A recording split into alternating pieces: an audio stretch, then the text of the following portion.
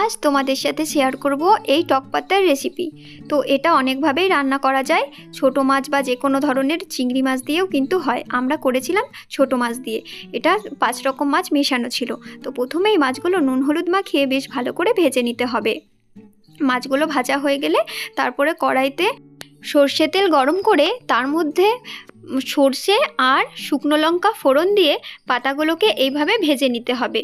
বেশ কিছুক্ষণ ভাজার পর যখন কালারটা চেঞ্জ হয়ে আসবে তখন স্বাদ মতো নুন আর পরিমাণ মতো হলুদ গুঁড়ো দিয়ে আরও কিছুক্ষণ ভেজে নিতে হবে ঢাকা দিয়ে। এরপর ঢাকা খুলে পরিমাণ মতো জল দিয়ে একটু সিদ্ধ করে নিতে হবে।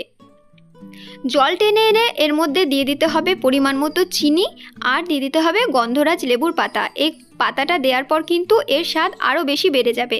এরপর ভেজে রাখা মাছগুলো দিয়ে হালকা নাড়াচাড়া করে নামিয়ে নিলেই তৈরি এই টক পাতার রেসিপি। এরকম নতুন নতুন ভিডিও পেতে প্লিজ চ্যানেল